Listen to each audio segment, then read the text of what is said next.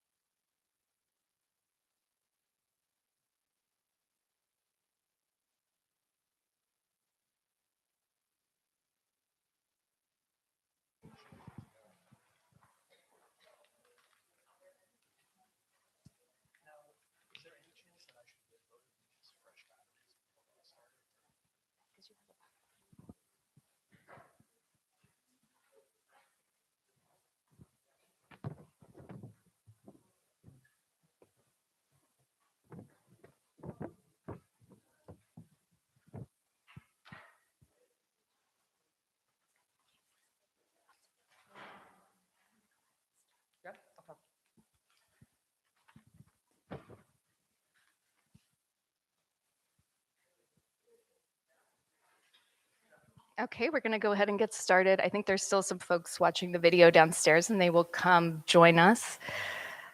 Hello, I'm Kristen Poor. I'm a curator here at Arts and Letters. I am very pleased to welcome you to this conversation today, celebrating the presentation of Ohan Breiding's new film, Belly of a Glacier, which is upstairs in our screening room.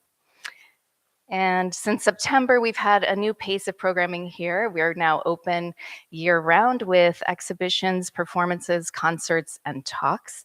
And join our mailing list so you can hear more about our upcoming events and also our next exhibitions with Teresa Baker and Elle Perez, which open in March and April. Before I introduce Ohan Breiding and Katie Brewer and the conversation today, I'd like to thank Ohan for this beautiful film. Thank you. It's really been great having it here and a pleasure working with you on this. Thank you. I'd also like to thank the members of Arts and Letters. So Arts and Letters is led by our members in art, architecture, literature, and music. And this is a place where artists support artists, which is a wonderful thing and also increasingly important as we head into the years ahead. As wildfires reshape Los Angeles's culture and landscape this month, Ohan Breiding's film, Belly of a Glacier, confronts our changing climate with haunting relevance. Their film poignantly connects personal loss to ecological grief, documenting the emerging ritual of glacier funerals, where communities gather to mourn these disappearing natural monuments.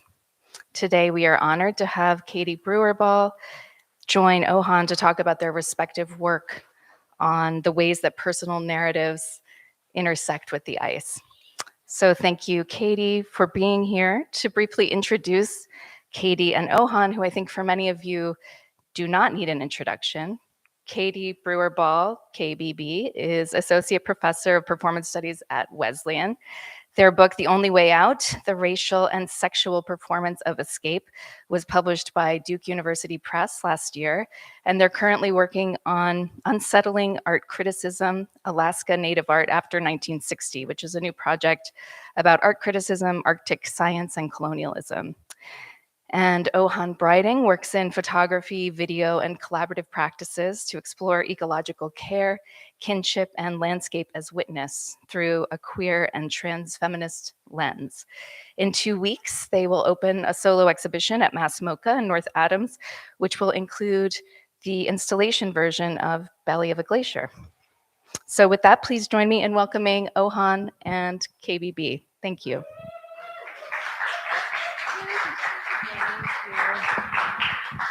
Thank you. Thank you so much, Kristen and Arts and Letters. It's really exciting to be here and in conversation with one of my favorite artists. Yeah, I'm KBB. I'm going to tell you a little bit about my work just so you know how I'm coming into conversation with Ohan. I'm working on 2 projects right now, one on unsettling art criticism, kind of about the history of art criticism and thinking about other ways to imagine that outside of a kind of like European Enlightenment settler colonial frame, and specifically focusing on Alaskan Native artists. And then I'm working on another book project, which Ohan and I have been in conversation around, which is, if I can work this slideshow like that. Which is about the history of Arctic science on the North Slope of Alaska in Utqiagvik, which is a place that my mom grew up. My grandfather was the director of the Arctic Research Laboratory in Utqiagvik, also known as Barrow, Alaska, from 1956 to 1971. And so this is like a family photo. My mom is kind of the grumpy looking teenage child on the right. And so with this, I thought I'd just show you a few photos. I'm totally doing this wrong. But this project is kind of been something we've been talking about. And one of the things that was studied up in the Arctic Research Laboratory was permafrost and the kind of the history of permafrost and its stability. And so my grandpa, Max Brewer, was a permafrost scientist. Oh, here we go. Here he is, my uncle, and the assistant director, John Schindler, of the, it was the ONR, the Arctic Research Laboratory, the Office of Naval Research, and then the Naval Arctic Research Laboratory, but now it's called BARC, which is the Barrow Arctic Research Consortium run by the Ukpiagavik Inuit Corporation. So it's kind of an interesting Arctic hub. But so some of the questions that I have around this project that we've been in conversation with have to do with like, how do we kind of come to understand ice and like the relationship between our bodies and ice, the material, and then the kind of histories of science and like what do we do with kind of a Western scientific knowledge in this moment of kind of increasing unfolding of like climate disaster and kind of the emotional impact of it, and then also like kind of trying to make sense since we're both kind of coming at these science questions from an art perspective, whether it be like art writing or nonfiction or visual art. Like what does it mean to kind of approach science from that direction? And we'll kind of talk a little bit about that, but that's how we initially met, was through kind of having these conversations. Our friend Sasha Yano introduced us and said, you guys should meet, go take some dogs for a walk in the woods of Western Mass. We had 2 dogs at the time with 7 legs, I remember. Mm-hmm.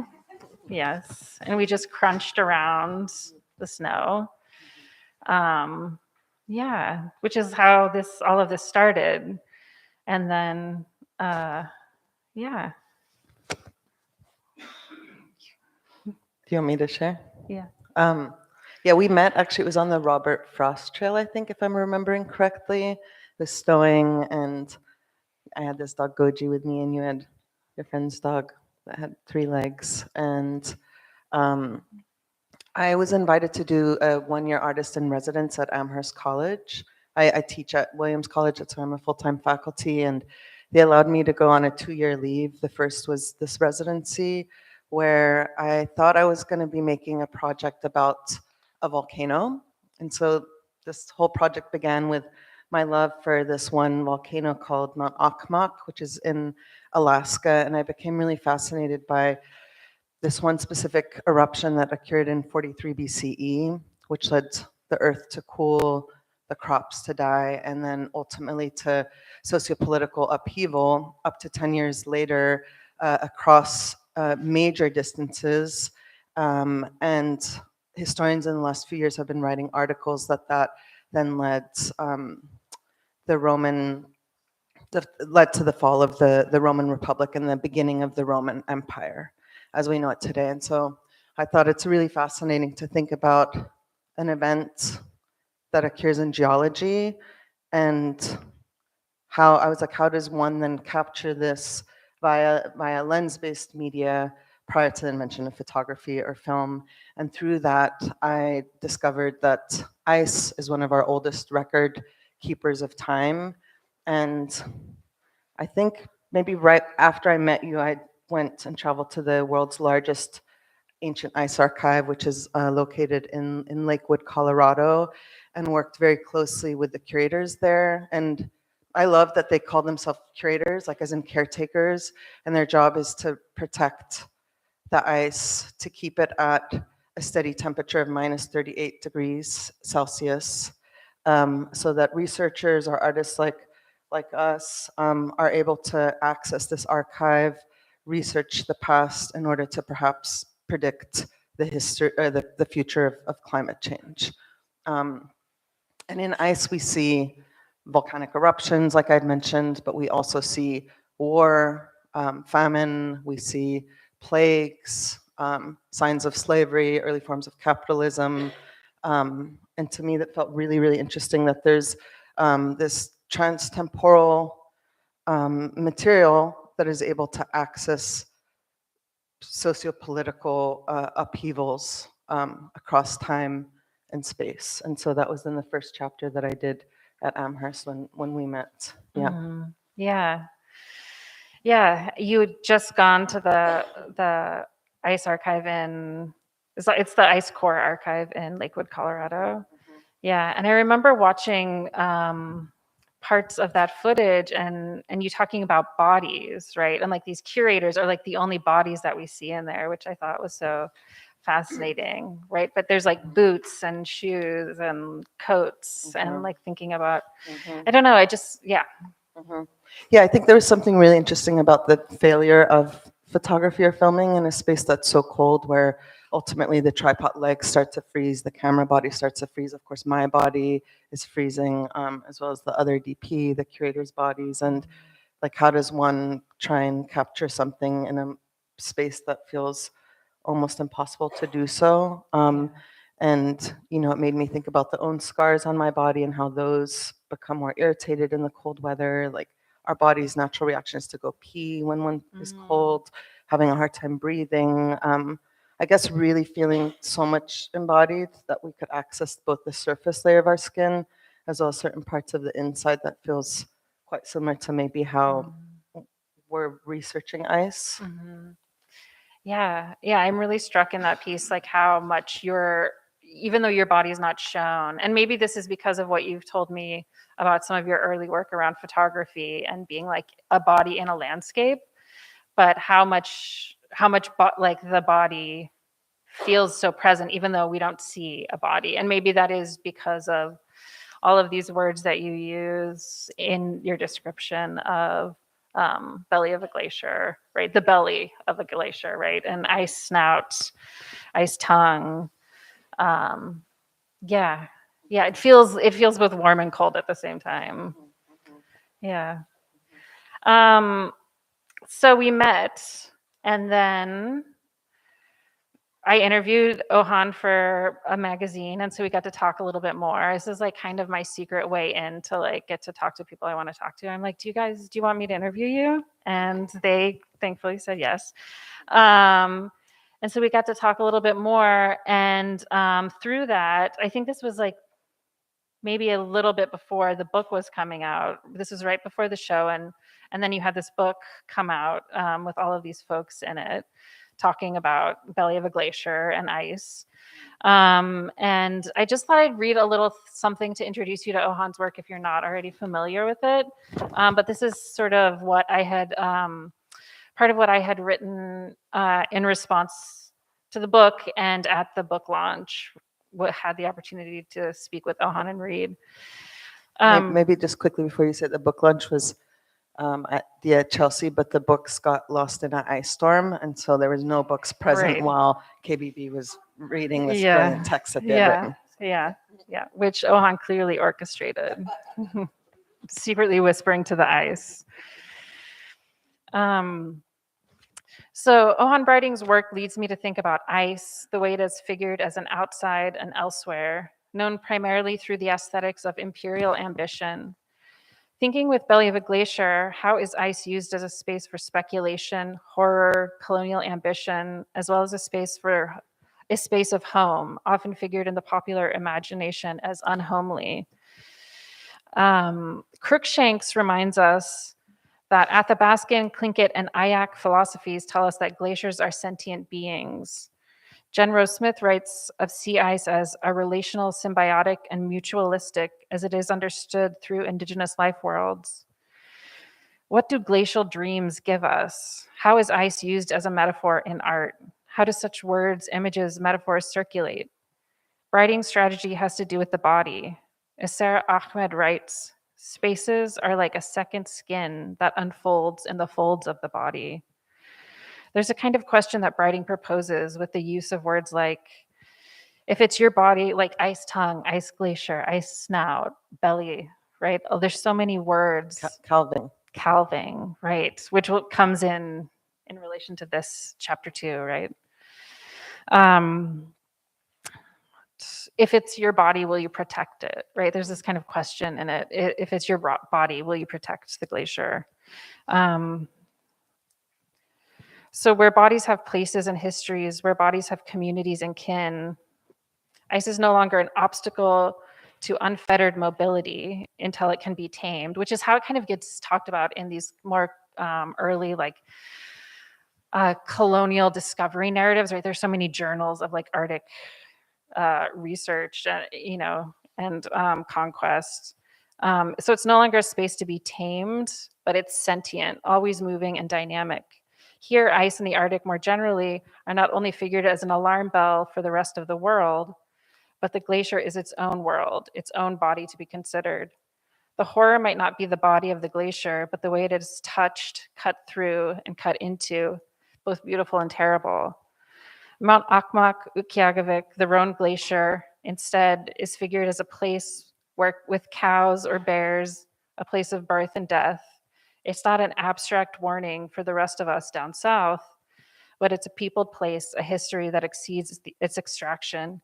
It is sentient, right? So I was thinking like about, the kind of, at least with permafrost in Alaska and the Rhone Glacier, it's like, oh no, what does this mean for the rest of us? What does this mean for everybody else? Like this is the beginning of something, right? As opposed to this kind of slow unfolding of something that's been going on for a long time. So like there's a couple different threads that I think connect our work, or give me a way into thinking about Ohan's work. So it's like knowing the way we come to know bodies of ice, the kind of metaphor of that, the metaphor of the glacier or the calving, right? And the kind of the scraping of the underbelly of the glacier, right? That's what calving means, right?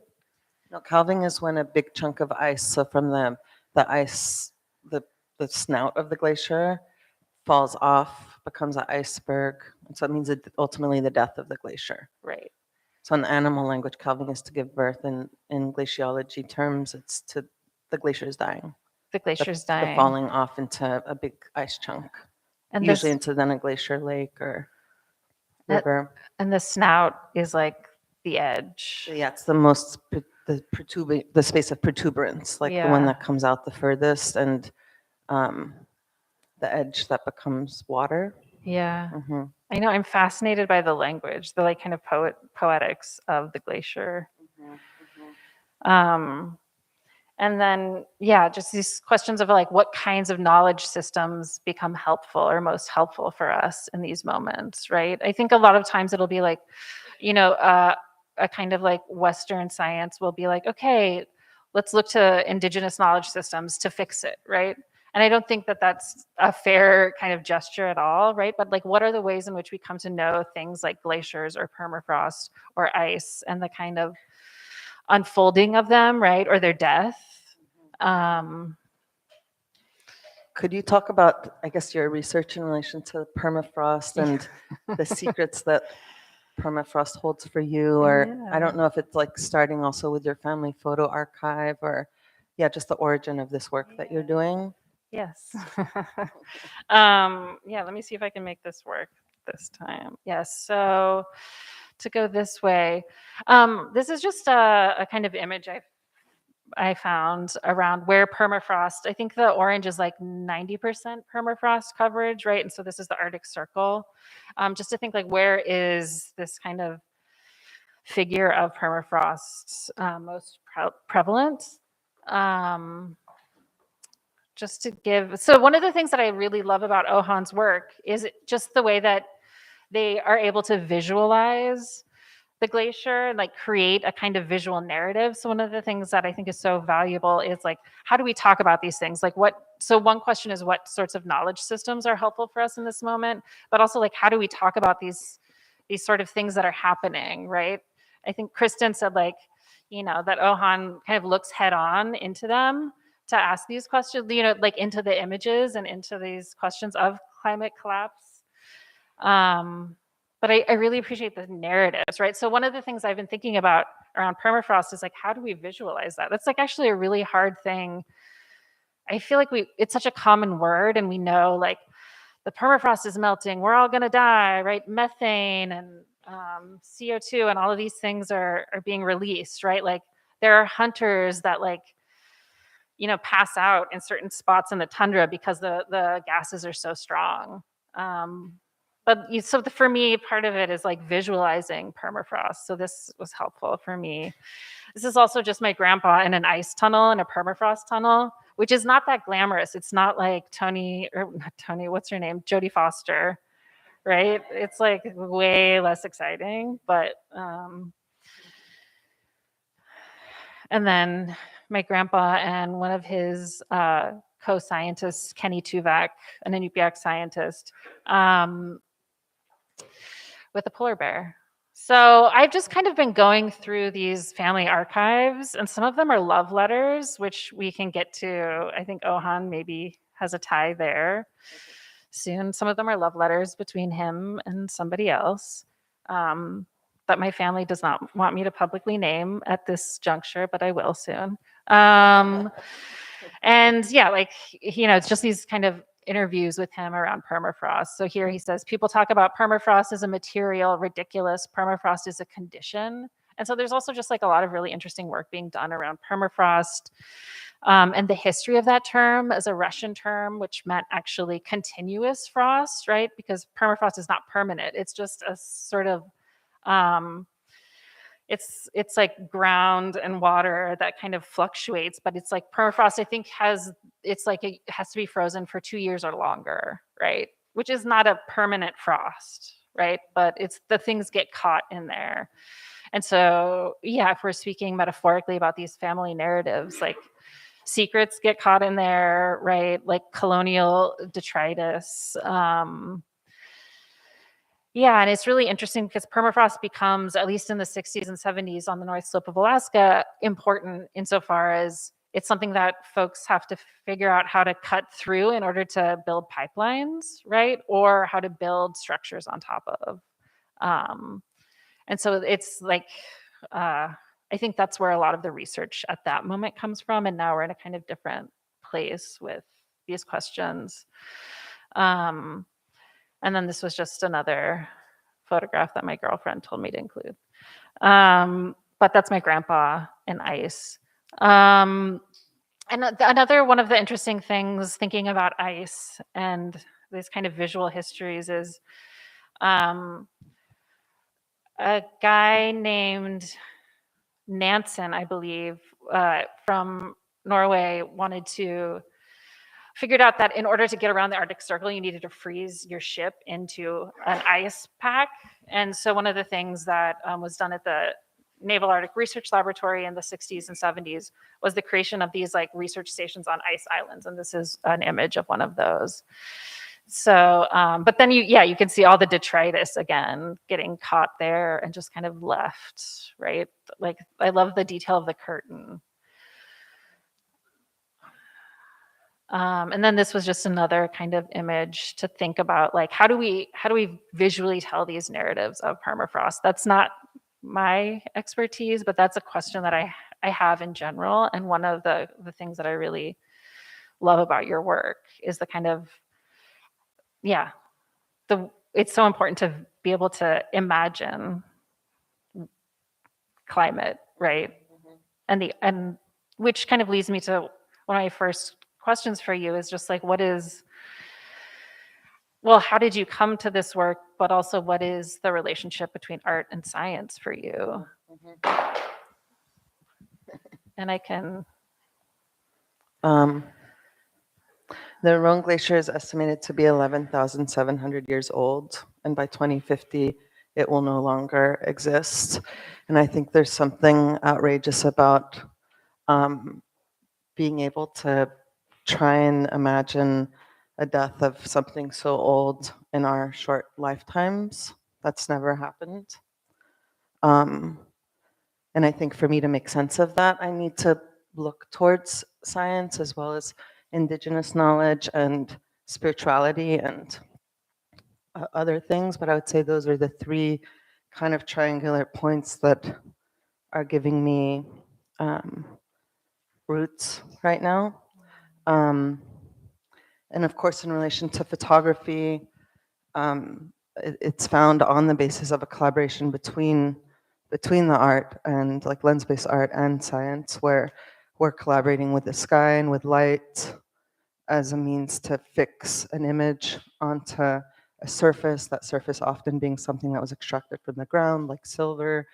So it's inherently linked to the environment, to the sciences. Or I'm thinking of, early forms of alternative cameraless processes like cyanotypes, and how botany was first shown with the invention of the photographic medium, which was a great deal for scientists. I'm by no means a scientist, and it's something that I enjoy learning about. I would say the point of entry for me is usually my childhood or my family, or in this case, a family photograph, a snapshot you're looking at. I'm on the left on the sled. My father's, I think, trying to catch me from going down, probably quite fast. My mother's the one taking this photograph.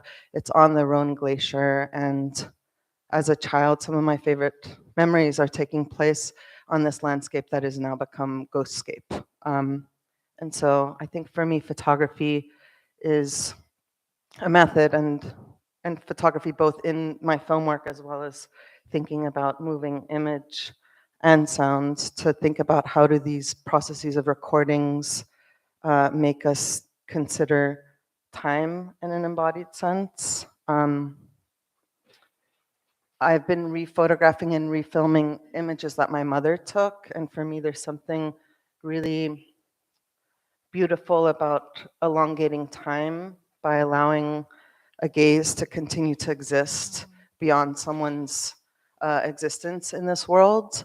And maybe instead of looking at, like, I'm thinking of someone like Roland Barthes' Winter Garden, infamous Winter Garden photograph, which we never get to see. I'm not interested in looking for my mother in the photographs, but looking at the photographs that she took and really focusing in on the actions that take place, but most importantly, where these actions are occurring, and looking at the landscape of the Rhone as a space that has witnessed my childhood, as it has many other people's, and as a space that's transforming into a space that will be a flood. The Rhone from Latin means to flow or to flee, and the Rhone River becomes the Rhone River, which is the artery that connects the Swiss Alps to Northern Africa and the Middle East. So maybe not just thinking about death, but more as a form of transformation, where on a molecular level, this glacier is already existing in multiple places simultaneously. And ice has this capacity, as does, I think, the photographic image, depending on how we reactivate it or reanimate it, in this sense, through moving picture and through sound. Maybe I'll just quickly say this is one of the first shots you see in the film. It's a cropped in shot, but it starts with my childhood's best friend's daughter, Yuna, describing one of my first childhood memories, where I remember catching a snowflake, and for the first time really looking at that and saying, like, this is so beautiful. It's perfectly symmetrical. It's just one of the most beautiful objects I've ever seen. Because it's so beautiful, I have to gift this to my mother. By the time I reach her, my body heat has melted this snowflake. And there's something I think really poignant about this memory of being able to catch the sky and want to gift it, and then 40 years later, knowing that there's not only the loss of a person or multiple people across borders in time, but ultimately this glacier body that to me extends anything that's like beyond actually animal. Yeah. Yeah, it's really interesting. I hadn't heard, I've seen the film, but I hadn't heard like that the snowflake also becomes a different molecular, it's still the snowflake, it's just a different kind of molecular, I don't even know how to say that, right? Experience of the snowflake as part of your hand at that point. Like the glacier, right? It doesn't die exactly, right? But there's something about the gaze that's kind of held on to. I like that. Yeah, and maybe also just thinking about our implication very early on, or like when's the first time that we realize that we're implicated in what's happening. And for me, it's not just thinking about climate change, but also thinking about the emergency that is like being affected by wars and everything else that is always linked to climate change as well. Mhm. Yeah. Yeah. Is the next, do you want me to go through these? Or do you, because I think this one leads right into what you're talking about. I mean, this one on the right, you just see a map just to, so you know.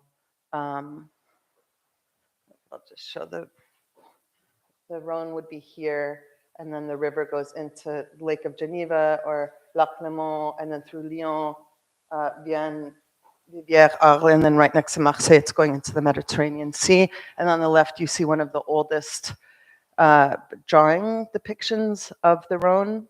And maybe I should also say that for me, thinking about the invention of photography, mid-19th century is also at the exact same time happening as the beginning of glaciology. And the first glaciologist is also Swiss and is writing the first texts about this in the Alps. Maybe we go to the next one. Here another photograph that was taken about 200 years ago on the left, and then the last 50 years on the right. So within 150 years, on the right, you can no longer see the glacier. It's up there behind these rock formations. And that will be made clear if you see the film also. Are there blankets on the one on the right, or that's just totally rock in that image? That's just rock. Yeah. Okay. Yeah, you don't even see the glacier anymore on the right. Like Yeah. you see the cavity or the marks that the glacier has left, but to see the glacier, you would, on the right, you see that windy road, and then you go beyond there, and it's like in a cavity. And maybe one thing I should note that the way I filmed the Rhone was almost thinking of it as a body in upright position, where I filmed the top of the glacier as if it were the head, and then slowly moving down towards, the neck, the chest, the stomach, the legs, following the Rhone River until we reach the Mediterranean Sea. And all the archival footage that you'll see shot on film is colored red as a means to also talk about, again, that snowflake and the body heat melting that snowflake, but also thinking about the glacier having a fever and our implications as humans giving this glacier a fever, basically. Yeah.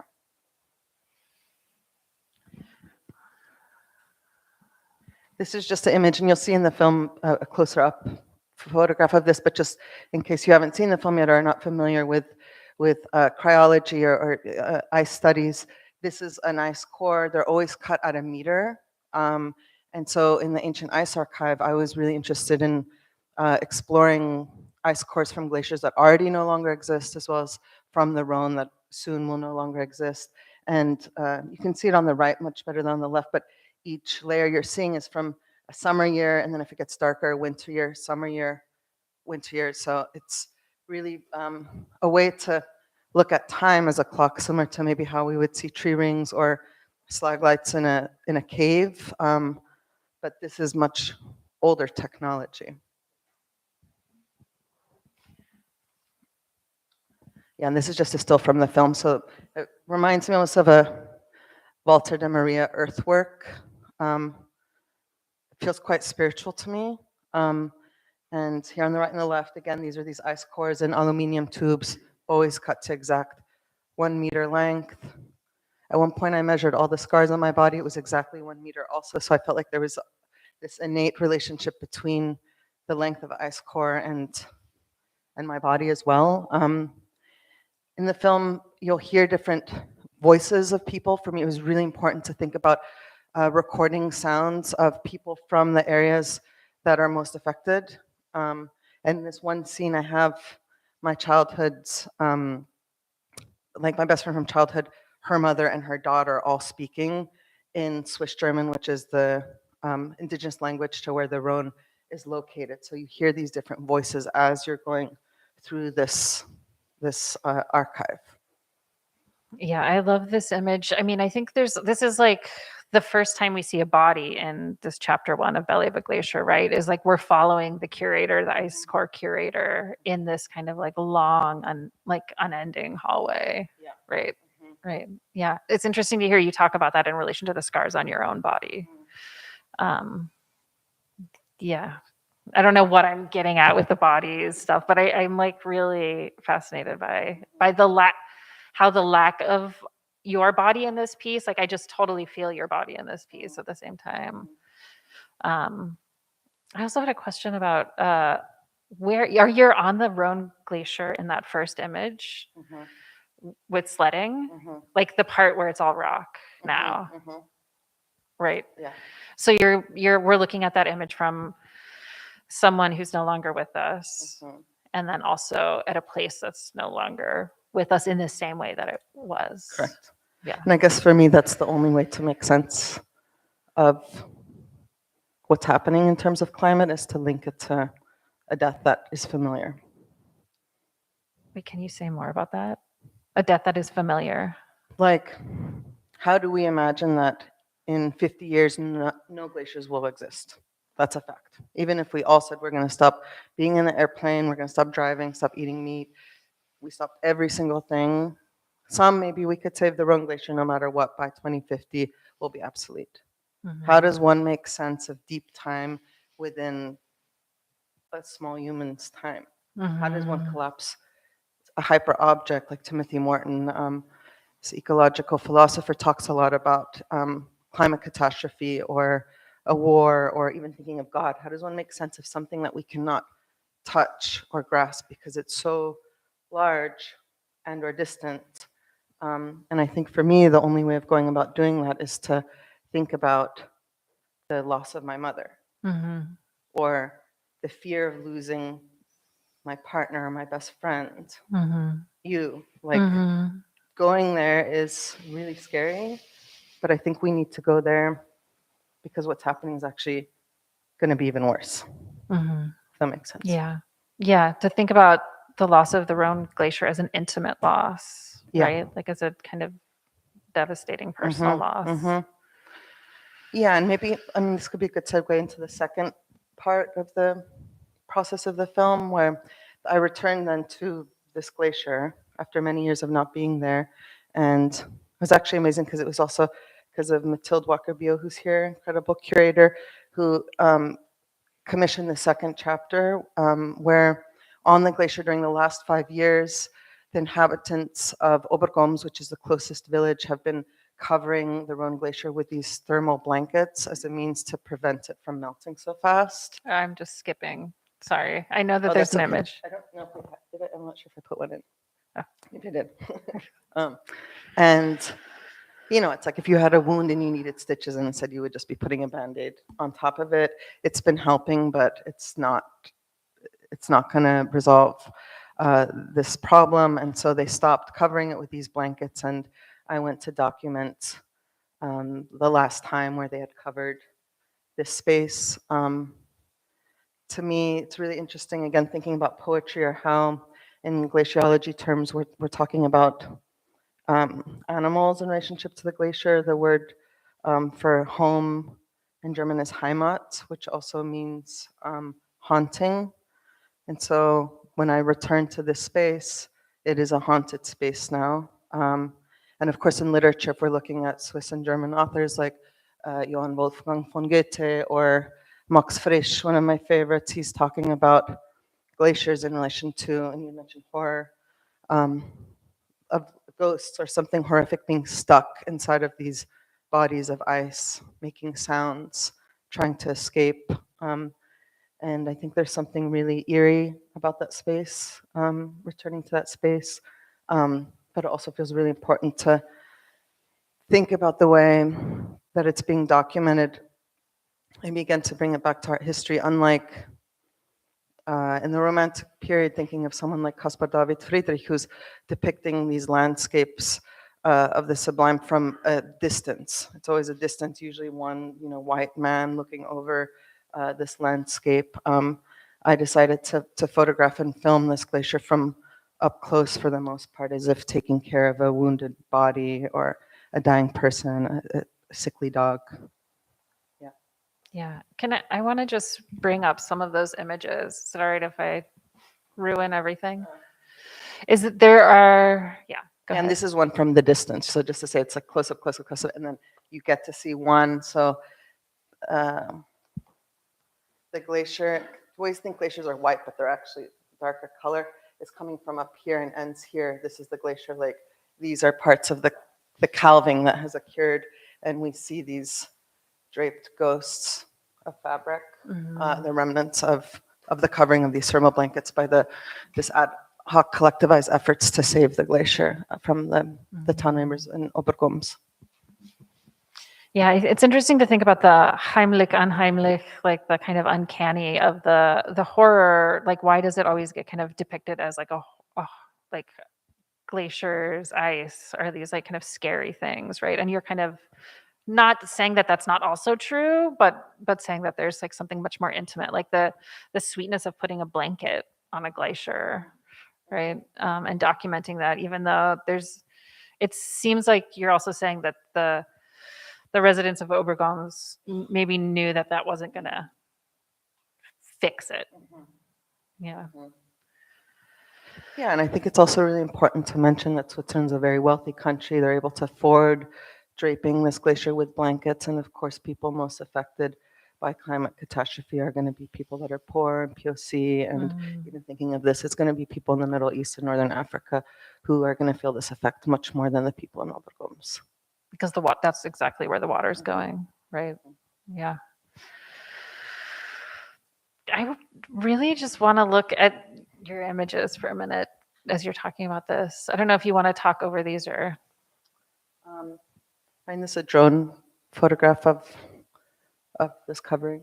These are the blankets, Mm-hmm. right? And then on the right here, you can see it's this kind of like wooden plank that people are walking on, and that leads you into this ice cave, which is the second to last shot in the film, where you're entering into the belly of the glacier. And, maybe, KBB, when you're talking about horror, why we're scared of the glacier, I think it's because it wasn't accessible. It's a materiality where we're not usually able to enter into. This is kind of a phenomenon that we're given access, or this shot that you'll see is the last time, like now no one else is gonna, it's too dangerous to enter into. So I think it's like researchers were never able to know what was underneath the belly of the glacier until it had melted. So I think there was also this fear of the unknown that then through literature, film, or Jodie Foster, goes to these places of it feeling like in relation to fear. Yeah. I think that next slide is that, well, almost that shot. I think it's the fear of the unknown, but and from that kind of Western colonial science perspective of like kind of conquering, right? Like the kind of lone white figure marching to the North Pole, or like, inspecting the glacier for information, right? Kind of builds that both conquering narrative of conquering and being able to overcome a giant environmental object, right? I'm curious, in your work and like your upcoming, is it going to be 2 books? I think it's 2 books, amazing. Also, big congrats on getting the Andy Warhol grant to write one of them. It's a big deal. I'm curious, to echo what you're just saying, to think about this like vastness of open space and colonialism, and how you, as also a white writer, are trying to like attempt to maybe undo these historical notions. If you could talk a little bit about that. Yeah, I think that one of the things that I'm coming to realize is like science changes quite frequently. I think as someone who didn't necessarily always gravitate towards that discipline or knowledge system, I didn't realize that, like, kind of even just looking at the Utqiagvik on the North Slope of Alaska for like 20 years, like this is also a period of great change in like terms of like what science is doing and what kind of projects it has, right? From like protecting the United States and Canada from like Russian like missiles with the dew line sites that they kind of developed up all the way through Alaska and Canada, to like research of permafrost, to build a pipeline, right, in part, right, or like kind of to create a like international research center. So I think there's something interesting about, like just the work that folks do in the history of science to kind of track that as a narrative, right? It's not something that just kind of is, but track that as a narrative. And also the kind of ways in which science collides a lot of the time with indigenous knowledge systems. So I'm specifically thinking about like, at one point the whaling was outlawed on the North Slope of Alaska, even though this is like a big subsistence-based practice for Inupiaq folk. And one of the things that the Western scientists were saying were that there are not enough bowhead whales, right? You can't do this. You can't continue to do this. There aren't enough bowhead whales. But the Inupiaq community put together their own study and actually discovered that there was a proliferation of bowhead whales, right? So to think about like how, I think one of the interesting things about Utqiagvik specifically is that the ways in which like Inupiaq science and like both like Japanese, Russian, and like kind of settler North American science kind of came together in that place for many different reasons. And so one of the things that I'm interested in is like, yeah, how do we, like, we don't always talk about all of these things as like indigenous knowledge as science, but what is that kind of like field of traditional ecological knowledge or kind of naturalism or science that's kind of like productive of like deep knowledge bases that sometimes are in conversation with like, the science we learn in, elementary school in the United States, and sometimes totally different. I don't know if I answered your question. Yeah. Yeah, and then also for one of the books, you're going to be working with Native Alaskan artists as well, or? Yeah. So one of the things that I've for the unsettling art criticism is kind of focusing on Alaska Native artists like Sonia Kelleher Combs and Nicholas Galanin and other folks, and thinking about like the work of trans-customary art, right? So thinking about art itself, both art and, I mean, in some ways I'm talking about one book is about art and the other one's about science, but thinking about these categories and how generative they are for us at this moment and how like they kind of cut things apart, right? Like at what point is I'm thinking about the work of Emily Johnson. Like, at what point is like protecting the trees on the Lower East Side art, and at what point is that like activism, right? And so what's at stake in kind of delineating between the two, between something being art and something being science, right? Like, is what you're doing art or is it science? And I think there's stakes in calling it these different things, but I think that's one of the questions that I'm interested in. And it's like, how are these categories, like taxonomical categories, useful for us? Yeah. Thank you. Yeah. I mean, I don't know. What do you think about?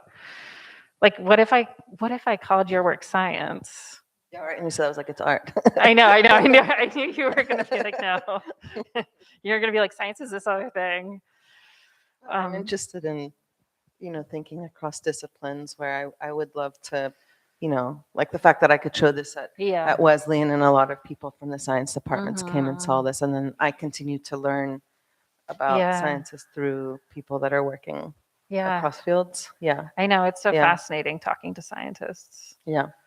Mm-hmm.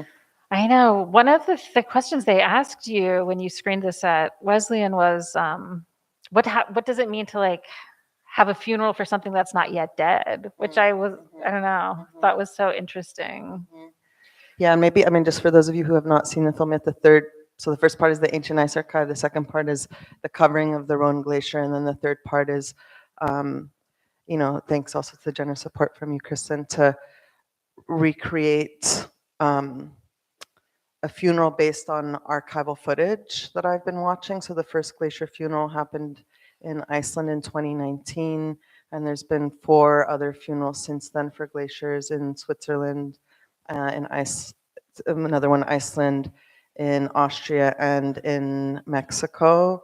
And I think for us to maybe, think about a funeral as a space for the living rather than the dead feels really important. And so, I was like, ideally I would be filming an actual funeral, but this is, that would happen in 2050 for this glacier. Right. If these rituals are still occurring during that time. But I also thought there's something about the creation of a funeral that is so closely linked to commerce and capitalism and a staging of sorts that was really interesting to me. So I was like, I should go back to Los Angeles, my second home, like being from Switzerland, but then spending half of my life in Los Angeles and having a very deep connection to that space and knowing that I should be thinking about, this like Hollywood staging in relation to a speculative funeral that's taking place in the year 2050 and working with a Hollywood cow who then can return as, this like ending because we begin with the birth of a cow. Like I knew 3 years ago that the birthing scene was the first thing I wanted to film.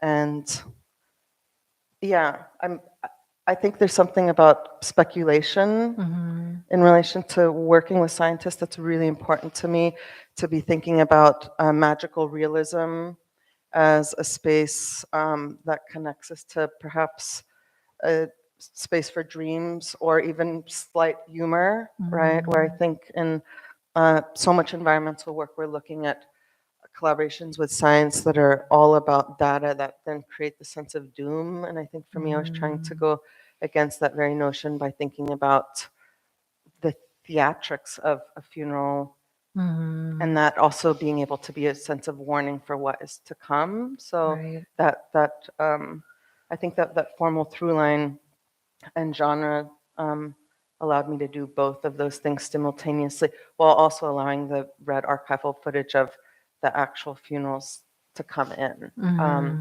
For example, I'm looking at the instruments that are all played in one of the funerals, and those instruments then show up at the actual speculative funeral, and then the song that's composed is using those exact instruments. The what do we call in English this? The xylophone? Accordion, thank you.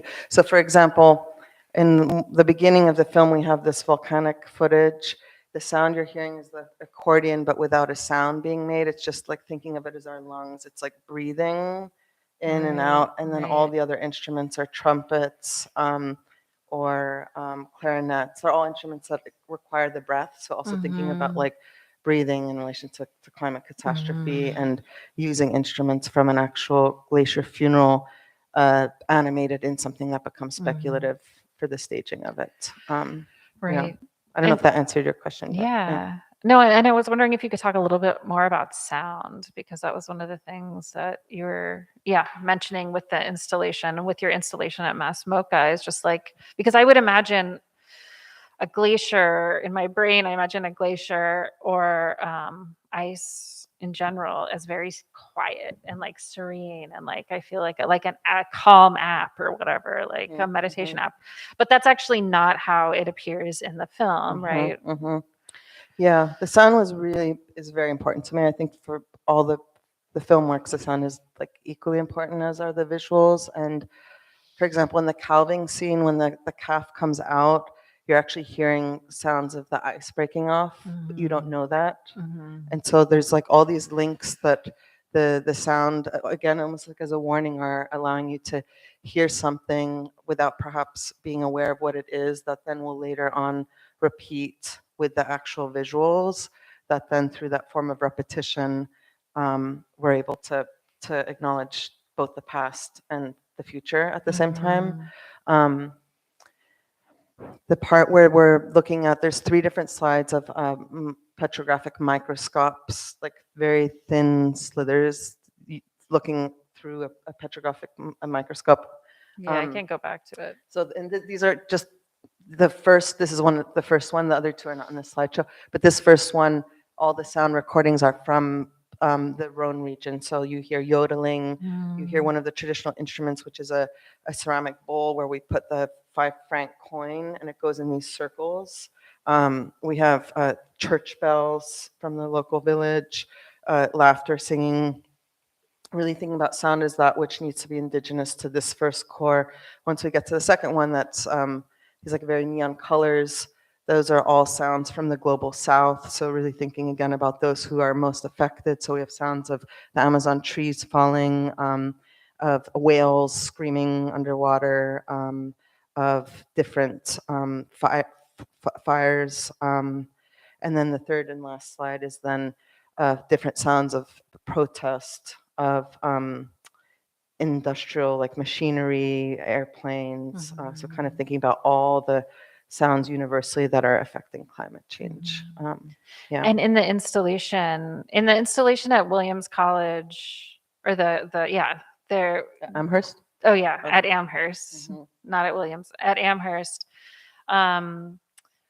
It was colder. You had the gallery space actually be colder, and in the kind of installation, or in the film here, right? Like, it's important that we are surrounded by the sound, right? There's something about like the way that the bodies in the space should be experiencing the work. Yeah. For me, having it 5.1 surround sound is really, really important, and the different layers of like volume that occur throughout, and how the sound is traveling through the 5 different speakers as a way to go into your body in a certain way. Feels very different than I think if it were just 2 speakers, or if you're just watching on a laptop, it's completely different. Like when you watch it on a laptop, you're not gonna hear what you hear if you're sitting in that space. Right. And also, I mean, you did an incredible job to install it here, and the sound is really, really good. Yeah. So we're like brought into the world of the glacier. Yeah. Or the ice core lab archive. Yeah. I think we're almost at time, but I don't know if you want to say anything about chapter 3 and give us. I mean, I think just the funeral.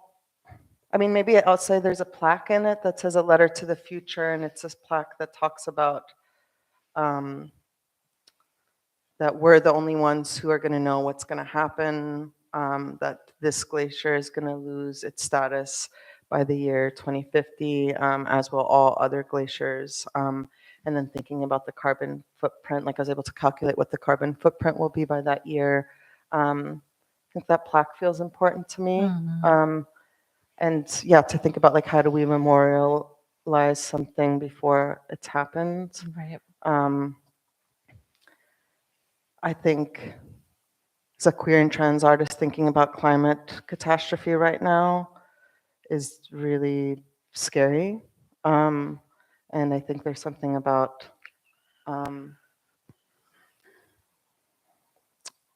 like I keep thinking about like what will happen after.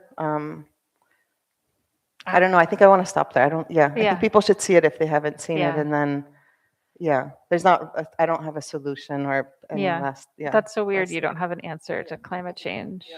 Sorry, everyone. No, but yeah. I know it does make me just want to go back to the photo of that your mother took.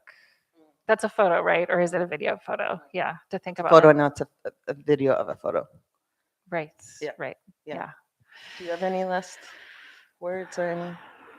I don't think so. Just I thank you for this work and for asking all these questions, and just I think there is the one thing that I would have loved for us to talk about that we didn't is just more about like the kind of queerness of the medium, or like how queerness kind of like figures into the work that you're doing. But maybe we'll just leave you all to answer that on your own.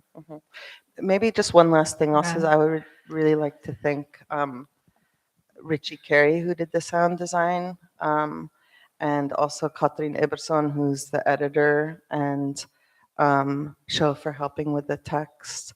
And it really feels like a big collaboration, and this work would never exist without the 3 people that were involved in this work. So just wanted to say that. Yeah. Thank you.